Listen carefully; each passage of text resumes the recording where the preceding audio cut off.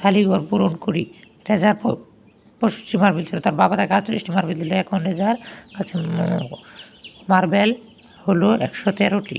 65 আর 48 যোগ করবো 113। বন্ধুদের সঙ্গে খেলতে গিয়ে রেজার 17টি মার্বেল হারিয়ে গেল। রেজার কাছে মার্বেল রইল 113 থেকে 17টি বিয়োগ করবো 96টি।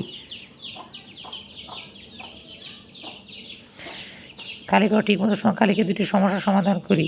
এখানে একটি দেওয়া আছে, তাহলে আমরা আরেকটি করি। 13 11 যোগ 13 24 24 24 থেকে 10 বিয়োগ করলে 24।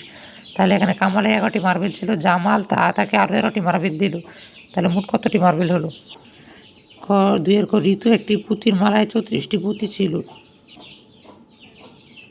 মালাটি থেকে 10টি পুঁতি হারিয়ে গেল। এখন মালাটিতে আর কতটি পুঁতি আছে? 3। 100 যোগ 100 করবো 200। 500 থেকে 300 বিয়োগ করলে 300। তাহলে দুটি গল্প তৈরি। রহিমা 100 টাকা দিয়ে একটি গল্পের বই এবং 100 টাকা দিয়ে একটি খাতা কিনল।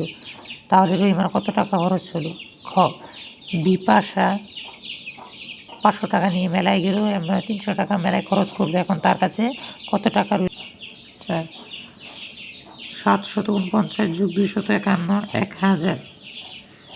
2000 থেকে 1000 বিয়োগ করলে 1000। তাওসিফের ব্যাংকে 749 টাকা ছিল, বাবা তাকে আরও দিল 251 টাকা। তাহলে তার মোট কত টাকা হলো? খ। সুজন 2000 টাকা নিয়ে বাজারে গেল, বাজারে 1000 টাকা খরচ করলো, তার কাছে কত টাকা অবশিষ্ট রইল?